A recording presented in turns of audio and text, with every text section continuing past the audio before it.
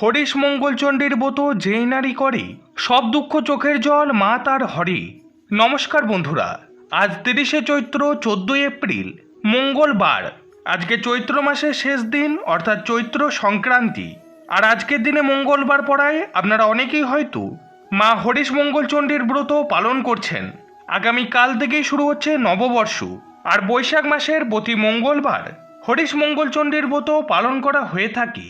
মূলত সধবা এবং বিধবা নারীরাই এই ব্রত পালন করতে পারে, তবে অনেক অবিবাহিত মহিলারাও তাদের পরিবারের সদস্যদের মঙ্গল কামনায় এই ব্রত করে থাকেন।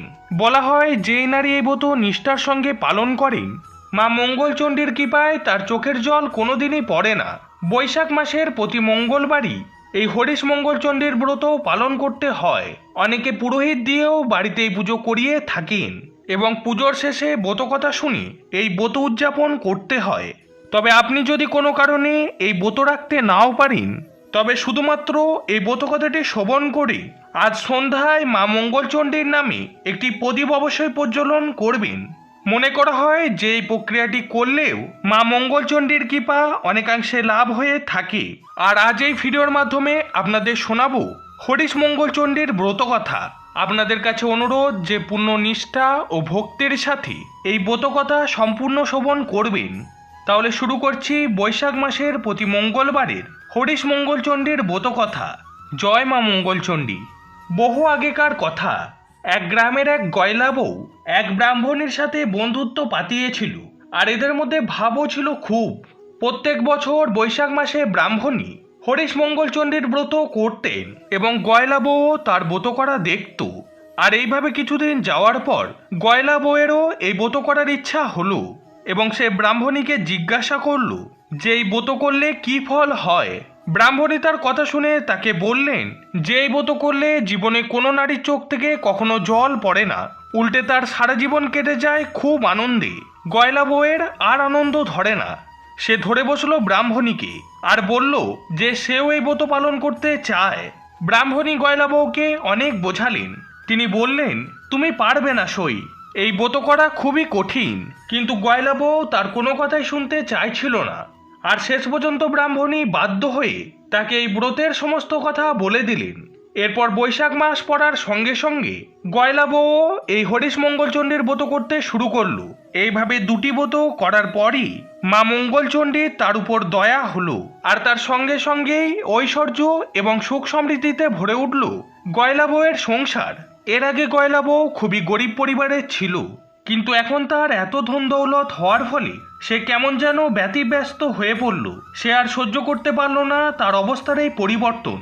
তার মাঝে মাঝে কাঁদতে ইচ্ছে করত, কিন্তু যার এত ঐশ্বর্য তার কান্না আসবে কিভাবে।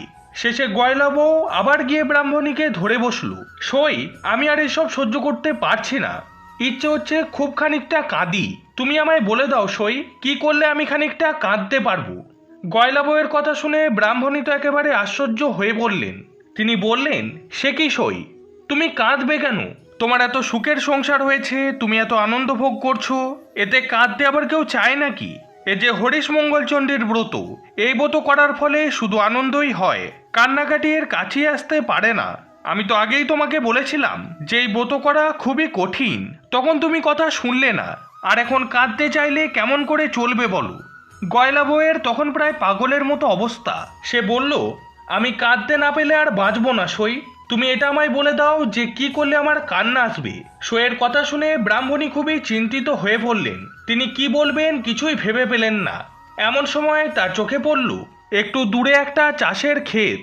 সেখানে অনেকগুলি লাউ আর কুমড়ো ফুলেছিল। ব্রাহ্মণী গয়লা বউকে বললেন, যাও সই, ওই ক্ষেতটা দেখা যাচ্ছে, খুব লাউ আর কুমড়ো ফুলেছে ওখানে, ওই খেতে গিয়ে লাউ আর কুমড়োগুলোকে তুলে নাও আর গাছগুলোকে একেবারে ছিঁড়ে খুঁড়ে দাও, তাহলে চাষিরা খুব রেগে গিয়ে তোমাকে গালমন্দ করবে, আর তাহলেই তোমার কান্না আসবে। সইয়ের কথা শুনে গয়লা বউ তখনই সেই ক্ষেতের ভিতরে ঢুকে গাছগুলিকে সব ছিঁড়ে খুঁড়ে দিয়ে চলে এলো। কিন্তু এতে আসল কাজ কিছুই হলো না, বরং ফল হলো সম্পূর্ণ উল্টো। মা মঙ্গলচণ্ডীর দয়াতে গাছগুলি আবার সতেজ হয়ে উঠল, আর চাষিদেরও খুব আনন্দ হলো। তারা গয়লা বউয়ের কাছে গিয়ে বললে, মা তোমার হাতে ছোঁয়া লেগে আমাদের মরা গাছগুলো আবার জ্যান্ত হয়ে উঠেছে, তুমি মা সাক্ষাৎ লক্ষ্মী। এর ফলে গয়লা বউ কাঁদবাড়ির সুযোগ পেল না।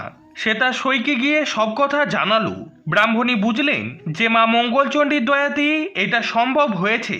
তিনি তখন গয়লা বউকে বললেন, দেখো সই, ওই দূরে পাহাড়ের ধারে রাজার হাতিটা মরে পড়ে আছে। তুমি ওখানে গিয়ে হাতিটার গলা জড়িয়ে ধরে খুব কান্নাকাটি করো। তাহলে রাজার লোকেরা ভাববে যে তুমি হাতির দাঁত চুরি করতে গিয়েছো, আর তখন তারা তোমাকে খুব মারধর করবে, আর তুমিও খুব কাঁদবার সুযোগ পাবে। কিন্তু এবারেও কোনো কাজ হলো না। গয়লা বউ হাতিটার গায়ে হাত দিতেই হাতিটা পুনরায় জ্যান্ত হয়ে উঠল। তাই দেখে রাজার লোকেরা একেবারে অবাক হয়ে গেল, আর সব কথা গিয়ে রাজাকে জানালো। সব শুনে রাজা অত্যন্ত খুশি হলেন, আর গয়লা বউকে অনেক ধনরত্ন দিলেন। এবারেও কোনো কাজ হলো না দেখে ব্রাহ্মণী বুঝলেন যে এবারেও মা মঙ্গলচণ্ডী দয়া করেছেন। ব্রাহ্মণী তখন বললেন, দেখো সই, তুমি এক কাজ করো, কতগুলো বিষের নাড়ু তৈরি করে তোমার মেয়ের বাড়িতে পাঠিয়ে দাও। তাহলে নাড়ু খেয়ে তারা সবাই মরে যাবে, আর তখন তুমি মন ভরে কাঁদতে পারবে। সইয়ের কথা মতো গয়লা বউ তাই করল। কিন্তু মা মঙ্গলচণ্ডীর দয়ায় বিষের নাড়ু অমৃত হয়ে গেল। মেয়ের বাড়ির লোকেরা নাড়ু খেয়ে খুব খুশি হলো এবং আরও কিছু নাড়ু পাঠানোর জন্য লিখে পাঠালো। এতেও যখন কোনো কাজ হলো না, তখন ব্রাহ্মণী গয়লা বউকে বললেন, দেখো সই, যখন কিছুতেই কিছু হচ্ছে না, তখন তুমি মা মঙ্গলচণ্ডীর ব্রত করাই ছেড়ে দাও। গয়লা বউ মা মঙ্গলচণ্ডীর ব্রত করা ছেড়ে দিল।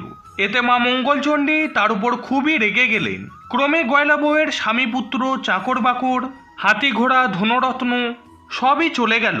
গয়লা বউয়ের সব চলে যাওয়ার ফলে এবার সে হাওয়াও করে কাঁদতে লাগলো। কান্নার কিছুতেই সে থামাতে পারল না। শেষে ব্রাহ্মণীর কাছে গিয়ে বলল, সই, আমি আর কাঁদতে পারছি না, তুমি যেমন করে পারো আমার কান্না থামিয়ে দাও। ব্রাহ্মণী তখন বললেন, তুমিই তো কাঁদতে চেয়েছিলে সই, আর এখন কান্না থামাতে বললে কেমন করে হবে? যাক, যা হবার হয়ে গেছে। এখন বাড়ি গিয়ে মরাগুলোকে জড়িয়ে ধরে খুব খানিকটা কাঁদো। তারপর সেগুলোকে খুব সাবধানে রেখে সামনের মঙ্গলবার থেকে আবার মা মঙ্গলচণ্ডীর ব্রত সম্পন্ন করো। সইয়ের কথা শুনে গয়লা বউ বাড়ি ফিরে এসে ব্রাহ্মণীর কথার মতো কাজ করল, আর খুব খানিকটা মাথা কুড়ে কাঁদবার পর মা মঙ্গলচণ্ডীর পুজো আর স্তব করা শুরু করলো। আর সবশেষে দুহাতে মায়ের ঘর ধরে মাকে খুব ডাকতে শুরু করলো।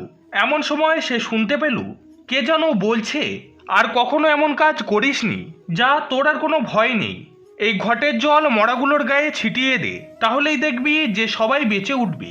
ঘটের জল ছিটিয়ে দেওয়ার ফলে গয়লা বউয়ের সবাই মা মঙ্গলচণ্ডীর দয়াতে জীবিত হয়ে গেল, আর তার আগের অবস্থাও ফিরে পেল।